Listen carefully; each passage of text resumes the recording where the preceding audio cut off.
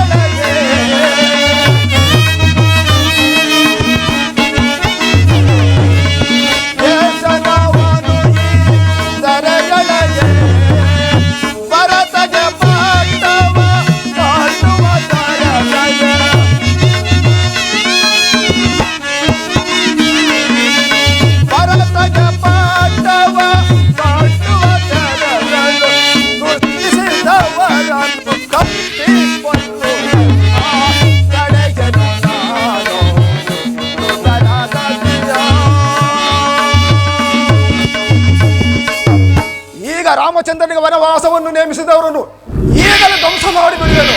ಅನುಜ, ಲಕ್ಷ್ಮಣ, ಶಾಂತನಾಗು. ಪಿತೃವಾಕ್ಯ ಪರಿಪಾಲನೆಯು ಮಕ್ಕಳ ಮುಖ್ಯ ಕರ್ತವ್ಯವೇ? ಯೋಚಿಸು. ಅಯ್ಯೋ ವಿಧಿಯೇ, ಇದೇನು? ನನ್ನನ್ನು ವನವಾಸಕ್ಕೆ ಕರೆದುಕೊಂಡು ಹೋಗಲು ನನ್ನ ಸ್ವಾಮಿ ಒಡಂಬಡುವನಲ್ಲ. ನಾನು ಏನು ಮಾಡಲಿ? ಪ್ರಿಯೆ ಜಾನಕಿ, ನಾನು 14 ವರ್ಷ ವನವಾಸವನ್ನು 14 ದಿನಗಳಲ್ಲಿ ಕಳೆದು ಬರು. ನೀನು ಸಮಾಧಾನ ಆಗಿರು.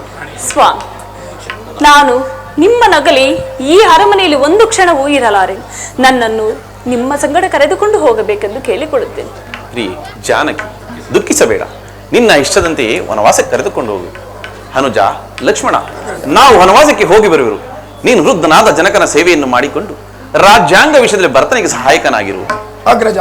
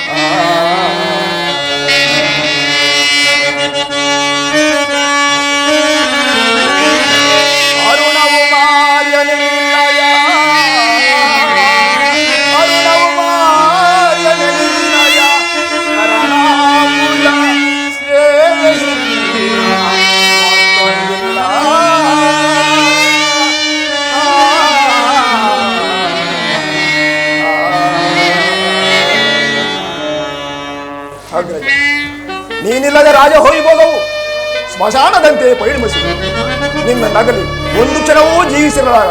ನಾನು ಸಹ ನಿನ್ನೊಡನೆ ವನವಾಸಕ್ಕೆ ಬರುವೆನು. ಅಗ್ರಜ, ಅನುಜರೇ, ನಾವೆಲ್ಲರೂ ಜನಕನ ಹಾಗೆಯನ್ನು ಕೂಡಿದುಕೊಂಡು ಹೋಗೋಣ. ನಡಿ. ಅಗ್ರಜ, ನಮ್ಮ ಇಷ್ಟದಂತೆ ಆಗಲಿ. ಜನಕ, ಜನಕ, ಜನಕ, ನಾನು ವನವಾಸಕ್ಕೆ ಹೋಗನೆಂದರೆ ಸೀತೆಯು ಲಕ್ಷ್ಮಣನನ್ನು ಹಿಂಬಾಲಿಸುತ್ತರು. ಆದ್ದರಿಂದ ಅನುಜ್ಞೆಯನ್ನು ದಯಪಾಲಿಸಿ ಅವರನ್ನು ಸಹ ನನ್ನ ಸಂಗಡವೇ ವನವಾಸಕ್ಕೆ ಕರೆದುಕೊಂಡು ಹೋಗುವೆನು. ರಾಮಚಂದ್ರ, ಇದೇ ಕೈಕೆ ಈಗಲಾದರೂ ನನ್ನ ಮಾತನ್ನು ಕೇಳು. ರಾಮನನ್ನು ವನವಾಸಕ್ಕೆ ಕಳಿಸಿ. ಇದೇ ಕೈಕೆ ಈಗಲಾದರೂ ನನ್ನ ಮಾತನ್ನು ಕೇಳು. ಸೂರ್ಯಚಂದ್ರ ಮಧ್ಯದಲ್ಲಿರುವ ಪದಾರ್ಥವನ್ನಾದರೂ ಬಯಸು, ತಂದು ಕೊಡುವೆನು. ಹೋದರೆ ರಾಮನನ್ನು ಮಾತ್ರ ವನವಾಸ ಕಳಿಸಬೇಡ ಪ್ರಿಯೆ. ಸಾಕು ಸುಮ್ಮನೆ ಇರಿ ಸ್ವಾಮಿ. ಭರತನಿಗೆ ಪಟ್ಟಾಭಿಷೇಕವು ರಾಮಚಂದ್ರನಿಗೆ ವನವಾಸವನ್ನು ಬೇಡಿದ್ದಲ್ಲದೆ ಮತ್ತೆ ಬೇರೇನನ್ನೋ ಬೇಡಿಕೊಳ್ಳಬೇಕಂತೆ. ಅಯ್ಯೋ, ಇದು ವಿಲಾಸ ಕೇಳಿಲ್ಲ ಅದಾಯ್ತಲ್ಲ. ಸುಮಂತ್ರನೇ, ರಾಮಚಂದ್ರ ವನವಾಸಕ್ಕೆ ಬೇಕಾದಂತ ಸಾವುಗಳ ಸಿದ್ಧಗೊಳಿಸು. ಏನು ಏನು ಸುಮಂತ್ರ, ಅಲ್ಲೇ ನಿಲ್ಲು. ಕೆನ್ನೆ ತೆಗೆದ ಹಾಲಿನಂತೆ ವಿಸ್ತಾರವಾದ ರಾಜ್ಯವನ್ನು ಕಟ್ಟಿಕೊಂಡು ನನ್ನ ಮಗನಾದ ಭರತನು ಏನು ತಾನೇ ಅಳಿಯನು? ನಾರು ಮುಡಿಯ ವಿನಃ ತೃಣವು ಹೋಗಕೂಡದು. ಹೊರಡು. ಅಯ್ಯೋ ಕಠಿಣಗಳೇ, ಬಿಸಿ ವಿಲಾಸಕ್ಕೆ ಬಿಡಲಿಲ್ಲದಾಯ್ತಲ್ಲ. ಅಯ್ಯೋ ಕಠಿಣಗಳೇ, ನೀನು ನನಗೆ ತಂದೆಯಾಗಿತ್ತು, ನನ್ನನ್ನು ತಚ್ಚುವುದಕ್ಕಷ್ಟೇ. ರಾಮಚಂದ್ರ ರಾಮಚಂದ್ರ,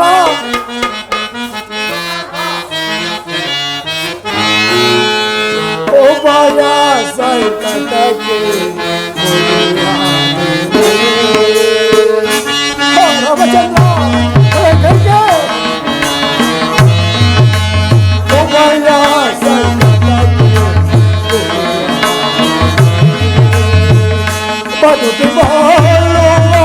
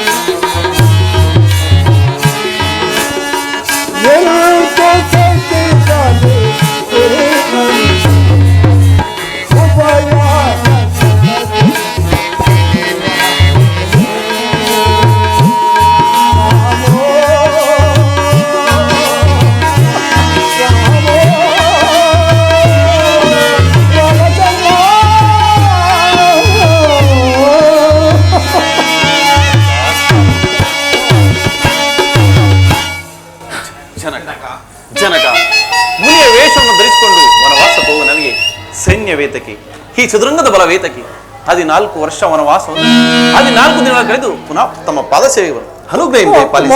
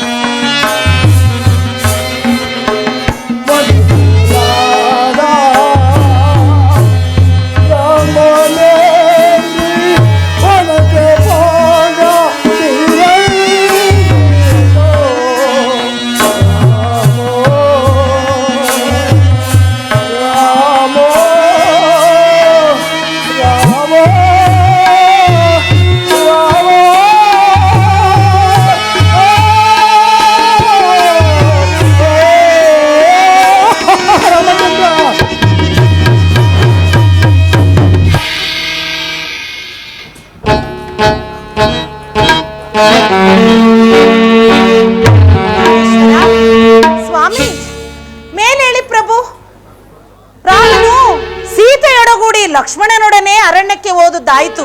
ಇನ್ನು ನನ್ನ ಮಗನಾದ ಭರತನನ್ನು ಬರಮಾಡಿಕೊಂಡು ಈ ಪಟ್ಟಾಭಿಷೇಕವನ್ನು ನಾವೇ ಸ್ವತಃ ನಮ್ಮ ಕೈಯಾರವೇ ನಡೆಸೋಣವಂತೆ.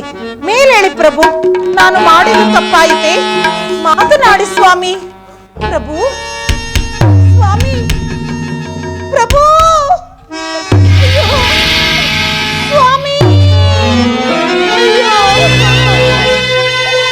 ಹಾಳು ಮಂದರೆಯ ಮಾತನ್ನು ಕೇಳಿಕೊಂಡು ನನ್ನ ಮಾಂಗಲ್ಯವನ್ನೇ ನಾ ಕಳೆದುಕೊಂಡನಲ್ಲವೇ. ಪ್ರಭು, ಸ್ವಾಮಿ, ಓ ಪ್ರಭು, ಪ್ರಾಣೇಶ್ವರ, ಪ್ರಭು,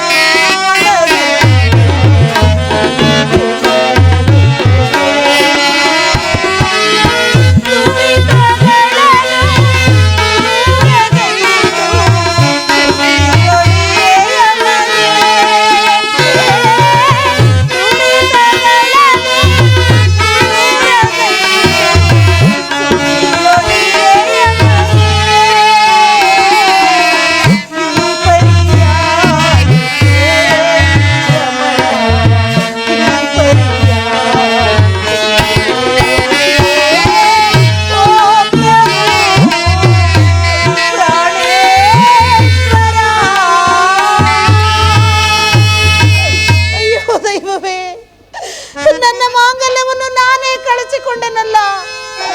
ನನ್ನ ಮಕ್ಕಳಾದ ಭರತ ಶತ್ರುಘ್ನರು ಬರುವವರೆಗೂ ಈ ನನ್ನ ಸ್ವಾಮಿಯ ಮೃತದೇಹವನ್ನು ತೈಲ ದೋಣಿಯಲ್ಲಿರಿಸಿ ಸಂರಕ್ಷಿಸುವೆ.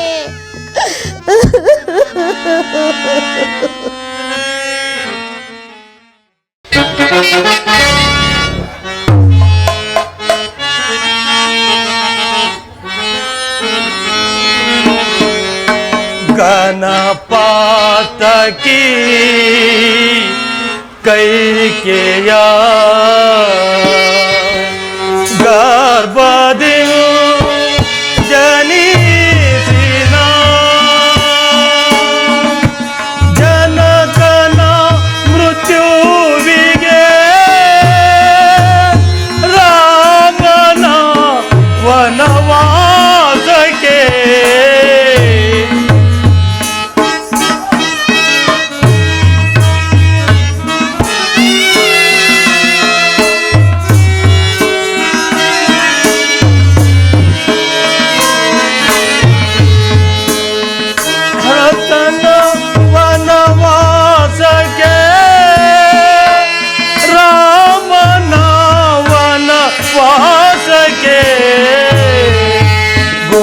ಗುರಿಯಾದೆಯ ಲೋಕದ ದೌರ್ಜನ್ಯಕ್ಕೆ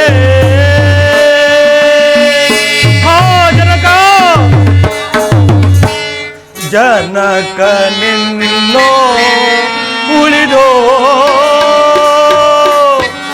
ಘನ ಶೋಕವೆಲ್ಲ ಸಹಿಪೆ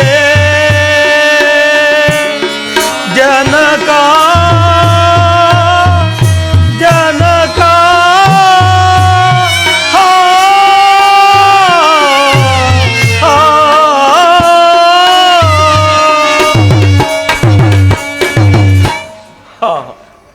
ಪಾತಕಿಯಾದ ಕೈಕೆಯ ಗರ್ಭದಲ್ಲಿ ಜನಿಸಿದ ನನಗೆ ನಿನ್ನಂತಹ ತಂದೆಯೂ ನನಗೆ ಲಭಿಸುವಿನಿ. ಅಯ್ಯೋ ನನ್ನ ಪ್ರೀತಿಯಾದ ತಂದೆ, ನಿನ್ನ ಪುತ್ರ ವಾತ್ಸಲ್ಯದ ಋಣವನ್ನು ನಾನು ಹೇಗೆ ತೀರಿಸಲಿ? ಎಂತೂ ವಿಮುಕ್ತನಾಗಲಿ? ನಾನು ಆಟ ಪಾಠಗಳಿಂದ ದಣಿದು ಬಂದಾಗ ನನ್ನನ್ನು ಹಪ್ಪಿಕೊಂಡು ಮುತ್ತಿಟ್ಟು, ಎಲೆ ಮಗುವೆ ಮಣ್ಣಿನ ಆಟದಿ,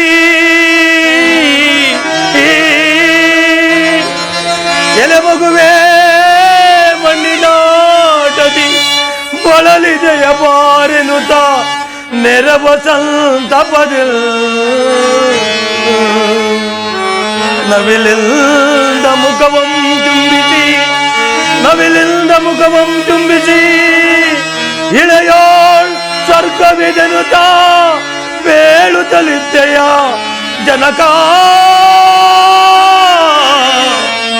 ಜನಕ. ಅಗ್ರಜ, ಚೇತರಿಸು. ನಾವು ಈ ರೀತಿ ದುಃಖಿಸರೆ ಕೌಸಲ್ಯ ಮುಂತಾದವರಿಗೆ ದುಃಖವು ಅಧಿಕವಾಗುವುದಿಲ್ಲವೇ? ಆದ್ದರಿಂದ ಅವರನ್ನು ಸಮಾಧಾನಪಡಿಸೋಣ ಬಾ. ಏನು ಮಾಡಲಿ? ನನ್ನ ಹೃದಯ ಸಂತಾಪವನ್ನು ಯಾರು ತೀರಿಸುವರು? ಪೂಜ್ಯಳಾದ ಕೌಸಲ್ಯ ದೇವಳಿಗೆ ಹೋಗಲಿ. ಅಯ್ಯೋ ಪಾಪ, ಆ ಪರಿಶುದ್ಧಾತ್ಮಳಿಗೆ ಈ ನನ್ನ ಹಾಳು ಮುಖವನ್ನು ಹಿಂದೆ ತೋರಿಸಲಿ. ಅಯ್ಯೋ, ನನ್ನ ಪ್ರಾಣ ಸ್ವರೂಪನಾದ ರಾಮಚಂದ್ರನ ಬಳಿಗೆ ಹೋಗಿ ನನ್ನ ದುಃಖವು ಶಮನವಾಗುವವರೆಗೂ ನಾನು ಅಲ್ಲೇ ಇರಲಿ. ಅಯ್ಯೋ, ಈ ಪುಣ್ಯವೂ ನನಗೆಲ್ಲಿಯದು? ಅದೆಲ್ಲವೋ ಲಕ್ಷ್ಮಣ ಪಾಲಿಗೆ ಹೋಯಿತು, ಲಕ್ಷ್ಮಣನ ಪಾಲಿಗೆ ಹೋಯಿತು. ಸಹೋದರ ಸಹೋದರ ಲಕ್ಷ್ಮಣ, ನೀನೇ ಪುಣ್ಯಶಾಲಿ, ನೀನೇ ಸುಕೃತನು, ನೀನು ಅಣ್ಣನು ನನ್ನನ್ನು ಈ ಅಪಾರವಾದ ದುಃಖ ಸಾಗರಕ್ಕೆ ತಳ್ಳಿ ಪಂಜರದಿಂದ ಬಿಟ್ಟ ಪಕ್ಷಿಯು ಹೆಚ್ಚೆಚ್ಚವಾಗಿ ಅಂತರಿಕ್ಷಕ್ಕೆ ಹಾರಿ ಹೋದಂತೆ ಲೋಲರಾಗಿ ವನವಾಸಕ್ಕೆ ಹೋದಿರ. ಹಾ ರಾಮಚಂದ್ರ,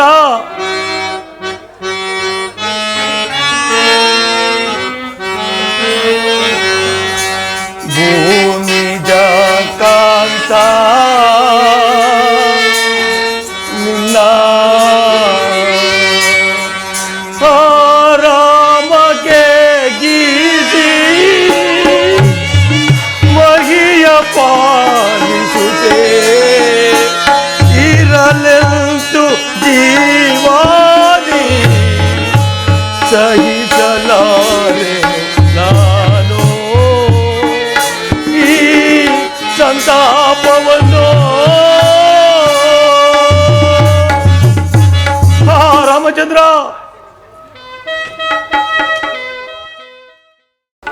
ಸೀತಾ, ಹೀವನ್ ಜಾನಕಿ ನೋಡಿದ್ಯಾ? ಹೀವನು ಎಷ್ಟು ಮನೋಹರವಾಗಿರುವುದು. ಹೌದು ಸ್ವಾಮಿ, ತುಂಬಾ ಸುಂದರವಾಗಿರುವುದು.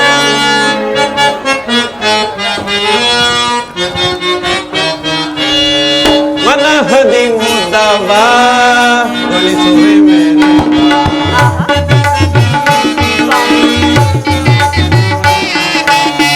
ಮನಹದಿ ಮುದ್ದವ ಗೊಳಿಸುವೆ ಮೇಲೆ ವನ ಸೊಬಗನು ಪ್ರಿಯೇ ವೀಕ್ಷಿಸು.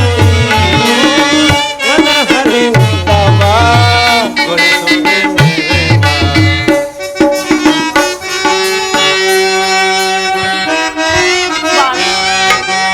ಮಲ್ಲೆ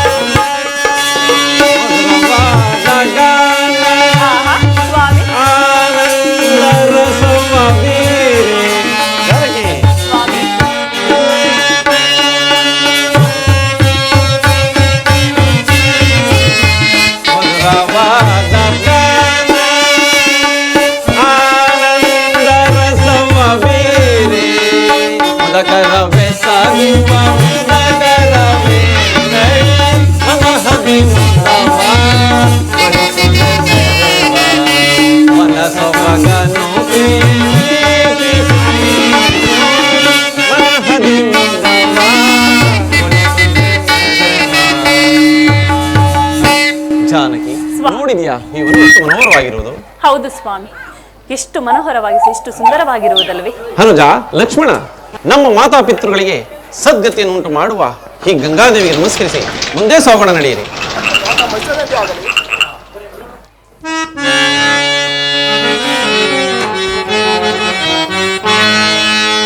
ಗಂಗೆ ಅಭಿವಂದಿತೆ.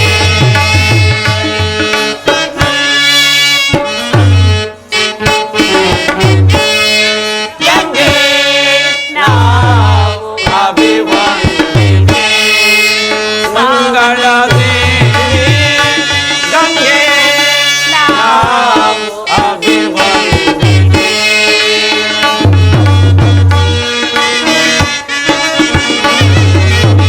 ಪಾವನಾತ್ಮ ನಾಮಧೇಯ.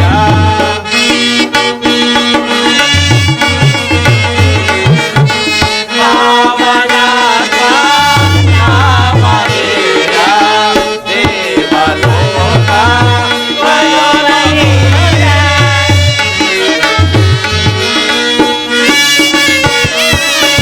ದೇವಲೋಕ ವಯೋನೀಯ. ಸೇವ ಫಲವ ಕೊಡುವ ತಾಯೇ.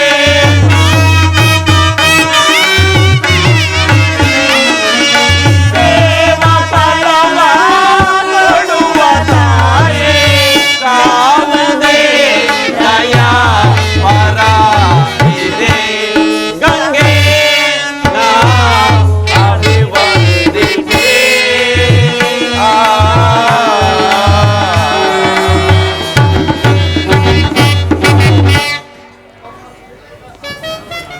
ಹನುಜ, ಲಕ್ಷ್ಮಣ, ನಾವೀಗ ಈ ಗಂಗಾ ನದಿಯನ್ನು ದಾಟಬೇಕಾಗಿದೆ. ನೀನು ಹೋಗಿ ಅದು ಅಲ್ಲಿ ಕಾಣುವ ನಾವಿಕರನ್ನು ಕರೆದುಕೊಂಡು ಬಾ. ಅಗ್ರಜ, ತಮ್ಮ ಇಷ್ಟದಂತೆ ಆಗಲಿ.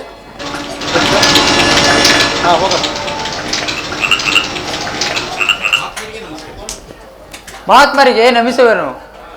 ಮಹಾತ್ಮರೇ, ನೀವು ಯಾರು? ನಿಮ್ಮ ಪಾವನವಾದ ನಾಮಧೇಯವನ್ನು ತಿಳಿಯಲು ಅಪೇಕ್ಷಿಸುವೆನು. ಎಲೆ ನಾವಿಕರೇ, ನಾವು ಕೋಸಲ ದೇಶದ ದಶರಥರಾಯನ ಮಕ್ಕಳು. ನಮ್ಮನ್ನು ರಾಮ ಲಕ್ಷ್ಮಣ ಎನ್ನುವರು.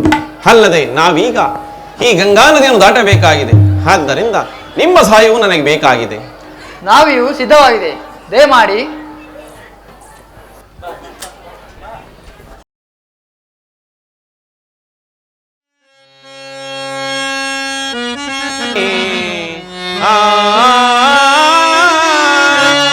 ತ್ರಿಪುರಕ್ಕೆ ಭಾಗೀರಥಿನಿ ಕಪಿಲ ಕೋದಾಗ್ನಿ ಗದ್ದ ಮಾಡಲೀಗ.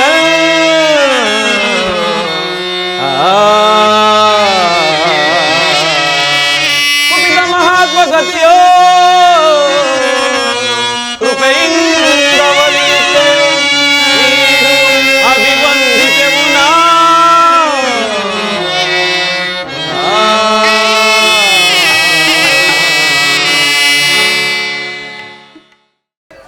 ನನ್ನ ಬುದ್ಧಿಗೆ ಏನು ತೋರುತ್ತಿಲ್ಲವಲ್ಲ. ಜನಕನಾದರೂ ಈ ಅನಾಹುತಗಳನ್ನು ನೋಡಲಾರದೆ ಪರಲೋಕಗತನಾದನು.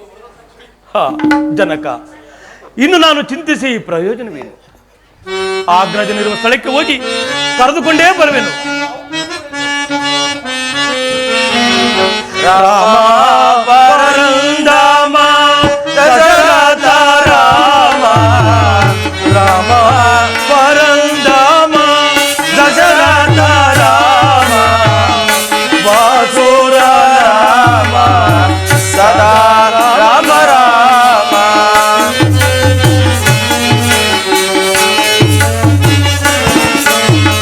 ವಾಸುರ ರಾಮ ಸದಾ ರಾಮ ರಾಮ. ರಾಮ ಪರಮ ಪಾವನ ರಾಮ ಪರಂ ಪಾವನ ಅಗ್ರಜ, ರಾಮ ಪರಂಧಾಮ. ಅಗ್ರಜ, ಅದು ಚಿಕ್ಕಮಳಾದ ಕೈಕೈ ಉತ್ತಲೇ ಬರುತ್ತಿರುವುದು. ಆಹಾ, ಪಾತಕಿಯಾದ ಕೈಕೆಯ ಗರ್ಭದಲ್ಲಿ ಜನಿಸಿದ ನನಗೆ ಪ್ರಪಂಚವೇ ಶೂನ್ಯವಾಗಿರುವುದಿಲ್ಲ. ಇನ್ನು ನಾನು ಜೀವಿಸಿ ಪ್ರಯೋಜನವೇನು?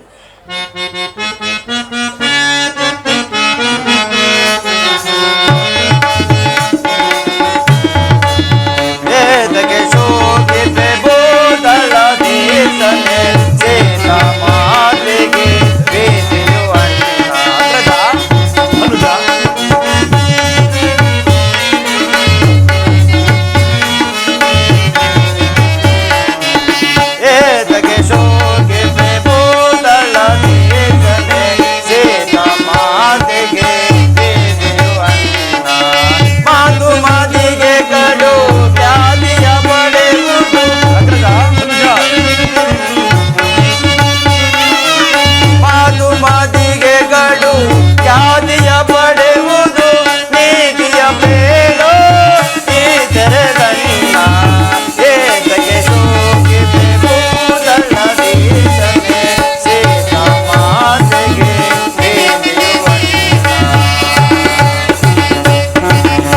ಅಗ್ರಜ ಅದು ಚಿಕ್ಕಮಳಾದ ಕೈಕೆಯು ಇತ್ತಲೇ ಬರುತ್ತಿರುವಳು. ನನ್ನ ಘಾತಕಿಯು, ನನ್ನ ಸಹೋದರನ ಸರ್ವನಾಶಿನಿಯಾದ ನನ್ನ ಮಾತೆಯೂ ಬರುತ್ತಿರಲಿ. ಈಕೆಯೊಡನೆ ನಾನು ಎಂತು ಮಾತನಾಡಲಿ? ಈಕೆಯು ಎಂತಹ ಸುಗುಣಿಯಾಗಿದ್ದಳು. ಈಕೆಯ ಗುಣಗಳು ಸ್ತ್ರೀಯರಿಗೆ ಎಂತಹ ಆದರ್ಶ ಪ್ರೇರಣೆಗಳಾಗಿದ್ದವು. ಬರಲಿ, ಮುಂದೆ ಯಾವ ರೀತಿ ನಡೆಸೋಳು ನಾನು ನೋಡುವೆನು.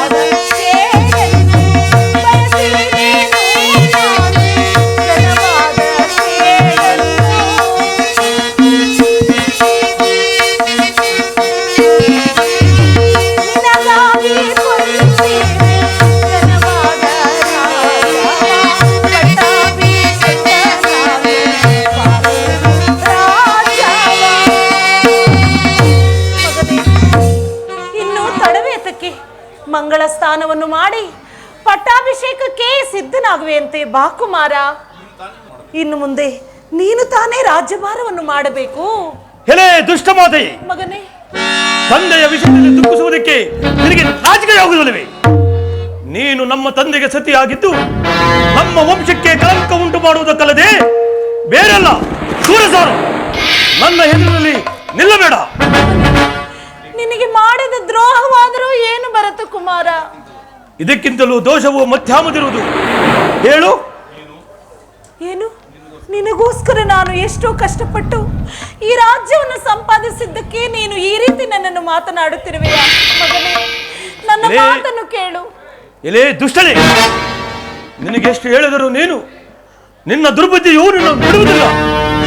ಇನ್ನು ಪ್ರಪಂಚದಲ್ಲಿ ನೀನು ಜೀವಿತಳಾಗಿದ್ದರೆ ಏನೇನು ಅನಾಹುತಗಳು ಮಾಡಿಯೋ ನಾನು ಕಾಣೆನು.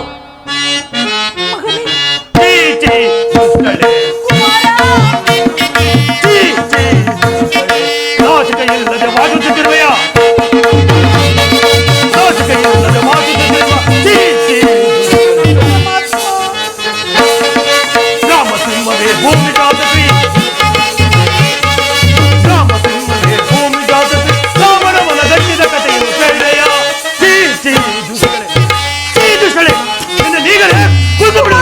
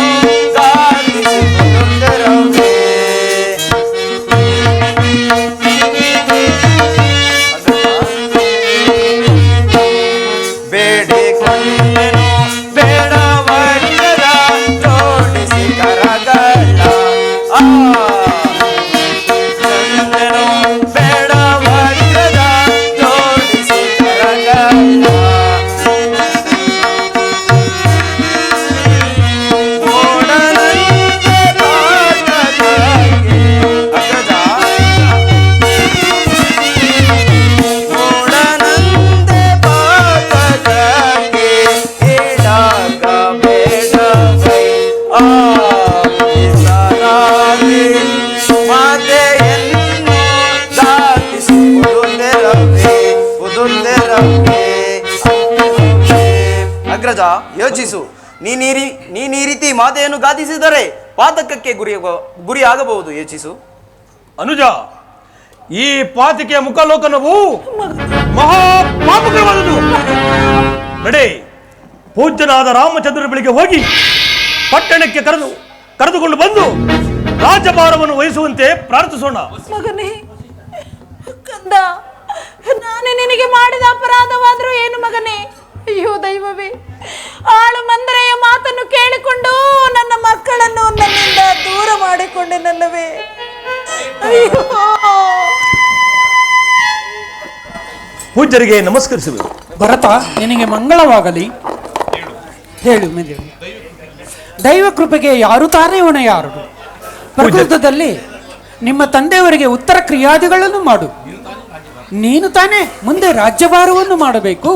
ಪೂಜ್ಯರೇ, ದಂಡ ಕಾರಣದಲ್ಲಿ ನಮಗೂ ಸಹ ಪರ್ಣಶಾಲೆಗೆ ಸ್ಥಳ ಸಿಕ್ಕಿದ್ದರೆ ತಮ್ಮ ಮಾತಿನಂತೆ ಆಗಲಿ. ಆಹಾ, ಈತನ ಭಕ್ತಿ ಎಷ್ಟು ಅಮೋಘ ಅದ್ಭುತವಾದದ್ದು. ಭರತ, ಗುರುಗಳೇ. ಭರತನೇ, ಮುಂದೆ ನೀನೇ ನಿನ್ನ ತಂದೆಯವರಿಗೆ ಉತ್ತರ ಕ್ರಿಯಾದಿಗಳನ್ನು ಮಾಡು. ಮುಂದಿನ ಆಲೋಚನೆಯನ್ನು ಮಾಡೋಣ. ಗುರುಗಳೇ, ತಮ್ಮ ಆಗಲಿ ಆಗಲಿ.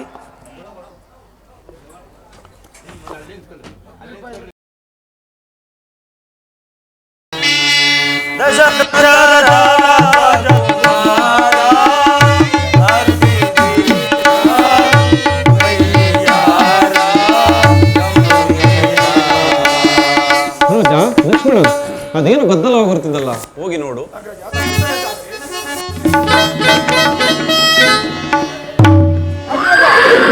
ಇದು ಭರತನ ಸೈನ್ಯವು ರಾಜ್ಯವನ್ನು ಹೊಂದಿ ನಮ್ಮ ಮೇಲೆ ಹಿತ್ತಕ್ಕೆ ಬರುವಂತಿದೆ.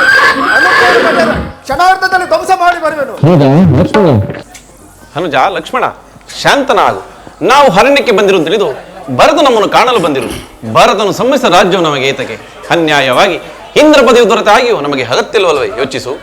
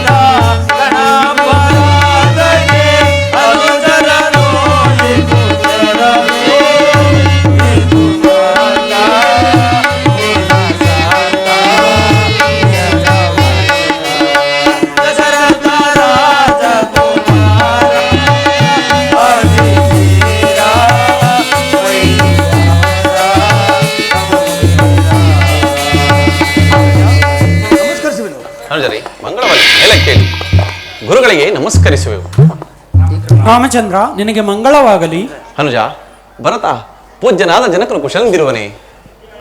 ಇದೇನಿದು? ಜನಕನ ಕುಶಾಲವನ್ನು ಕೇಳುತ್ತಿರುವನಲ್ಲ, ಇದಕ್ಕೆ ನಾನೇನು ಪ್ರತ್ಯುತ್ತರ ಹೇಳಲಿ? ಹಾ ಜನಕ! ಪೂಜ್ಯರೇ, ಇದೇನಿದು? ಭರತನು ಈ ರೀತಿಯಾಗಿ ಮುಚ್ಚೋಗಲು ಕಾರಣವೇನು? ರಾಮಚಂದ್ರ, ನಿಮ್ಮ ತಂದೆಯವರು ನಿನ್ನನ್ನು ಅಗಲಿರಲಾರದೆ ನಿನ್ನ ಹಂಬಲದಲ್ಲಿಯೇ ಮೃತರಾದ.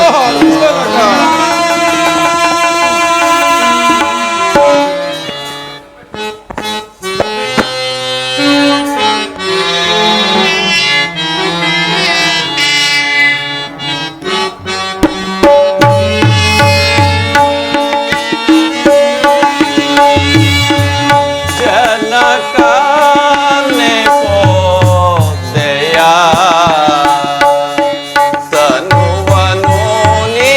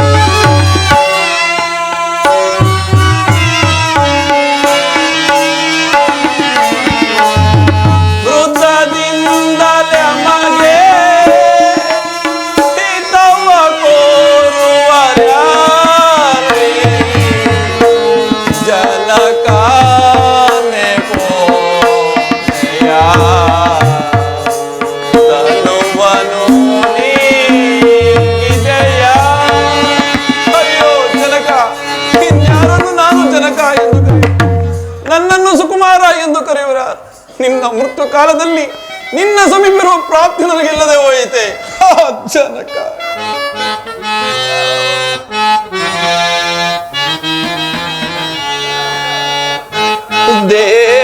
ದೇಶನೇ ನಿನ್ನ ಸತಿಗೈದ ಪವಾದಕ್ಕೆ ಜನಕ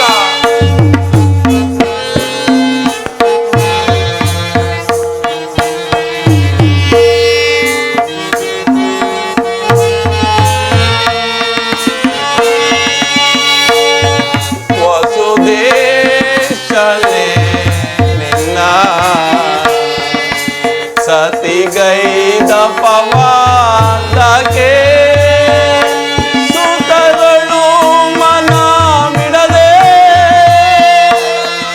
ತನುವನು ನೀಗಿದೆಯ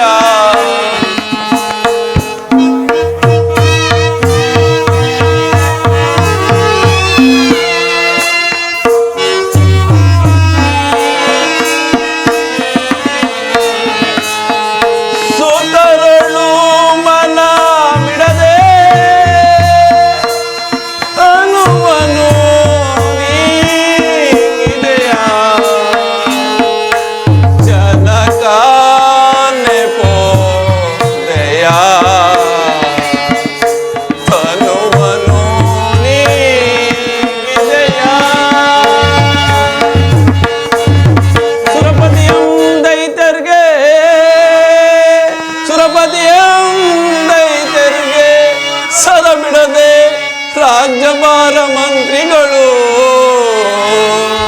ಇರಿಸದೆ ಸುರಲೋಕಕ್ಕೆ ನೀ ಧರಣಿಯಂದುಳಿದು ಹೋದೆಯ ಜನಕ.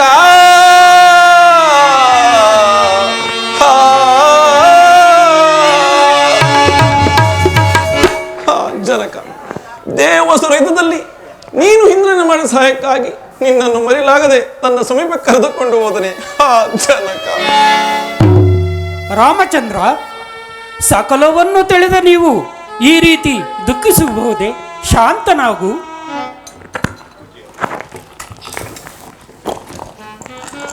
ಪೂಜ್ಯರೇ, ನಮ್ಮ ಮಹತಾಸ್ತ್ರೀಯರು ಕುಶಲೆಂದಿರುವರೇ? ರಾಮಚಂದ್ರ, ನಿನ್ನನ್ನಗರಿರಲಾರದೆ ನಿನ್ನ ಮಾತೆಯರು ನಿನ್ನ ಅಂಬಲದಲ್ಲೇ ಇರುವರು.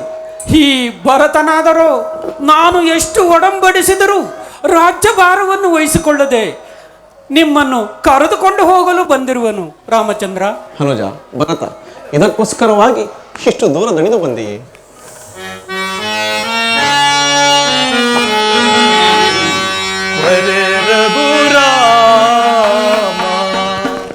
ಭರತನ ಪ್ರೇಮ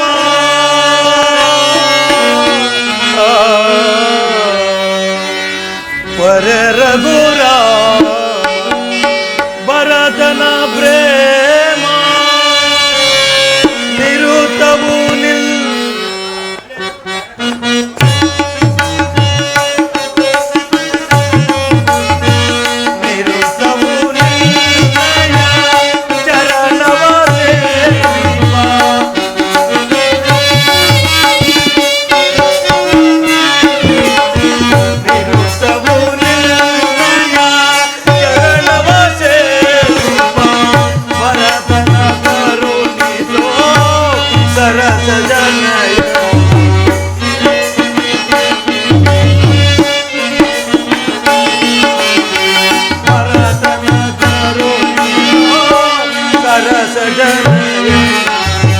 ಸತಿ ಪ್ರೇಮ ಕೊಳಗಾಗಿ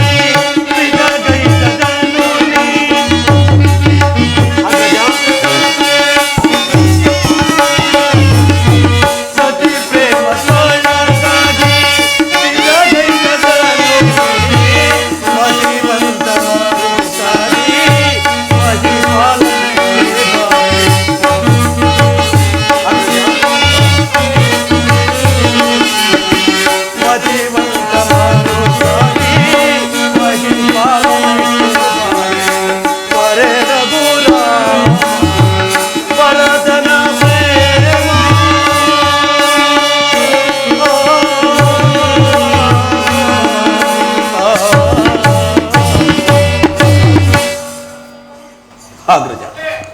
ನಾನು ಅಧಿಕವಾಗಿ ನಿಮಗೆ ಪ್ರಬಲವಾದ ಕೌಶಲ ದೇಶವನ್ನು ಆಳುವ ಶಕ್ತಿ ನನ್ನಲ್ಲಿರುವುದೇ.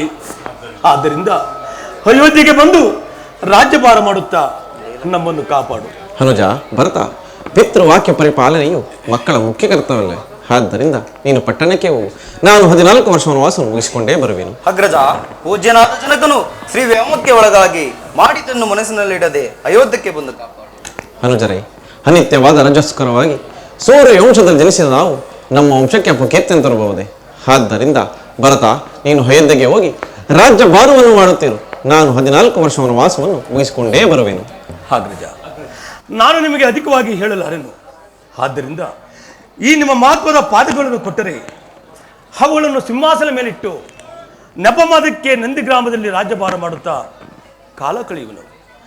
14 ವರ್ಷಗಳು ಕಳೆದ ಮರುದಿನವೇ ನೀವು ಬರದೆ ಹೋದರೆ ನಾನು ಅಗ್ನಿಯಲ್ಲಿ ಪ್ರಾಣತ್ಯಾಗ ಮಾಡಿಕೊಳ್ತೇನೆ. ಅಣ್ಣ, ಇದೇ ನಿನ್ನ ಪಾದದಾನ ಸತ್ಯ. ವತ್ಸ, ನಿನಗೆ ಮಂಗಳವಾಗಲಿ. ನೀನು ನೋಡು, ನಿನಗೆ ಮಂಗಳವಾಗಲಿ.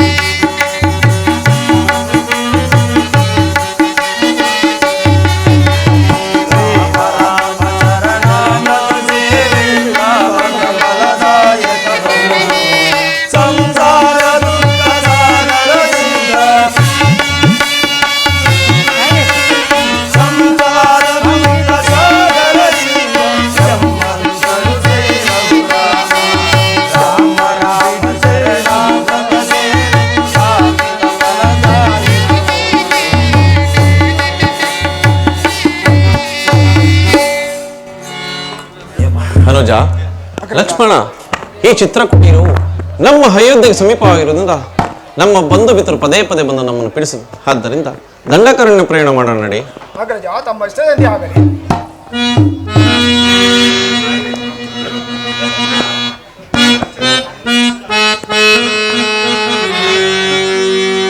ಪಿತಾ ಪರಮ ಪಿತಾ ಸುನೀತ ದಶರಥ ಪೂರ್ಣಾಂತ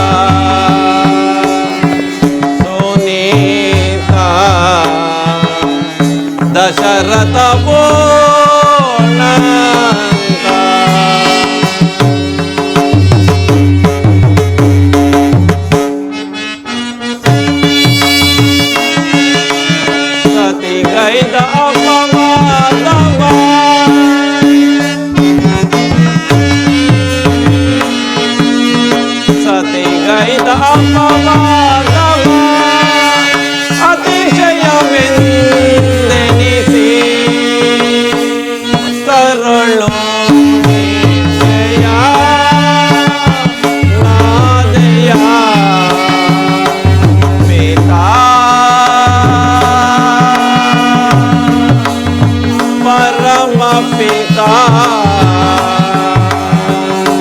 ಸುನೀತ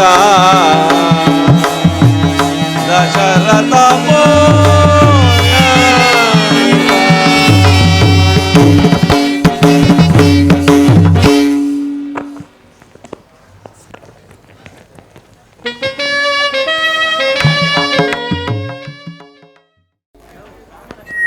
ನೋಡಿದ್ಯಾ ಈ ದಂಡಕರಣ ಎಷ್ಟು ಮನೋಹರವಾಗಿರುವುದು.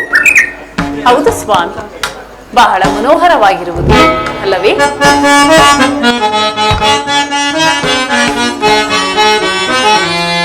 ಸ್ವಾಮಿ,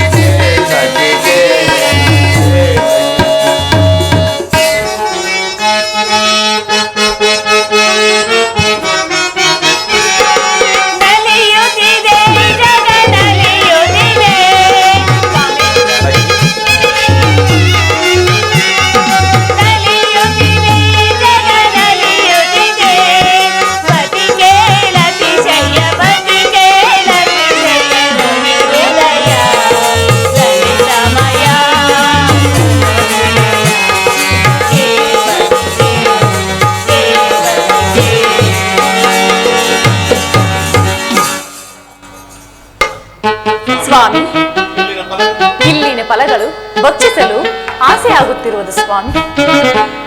ಅನುಜ, ಲಕ್ಷ್ಮಣ, ಇಲ್ಲಿ ಒಂದು ಪರ್ಣಶಾಲೆಯನ್ನು ರಚಿಸು. ಅಗ್ರಜ, ತಮ್ಮ ಇಷ್ಟದಂತೆ ಆಗಲಿ. ಅಗ್ರಜ, ನಾನೀಗಲೇ ಹೋಗಿ ಫಲಮೂಲಿಕ ತೆಗೆದುಕೊಂಡು ಬರುವೆನು.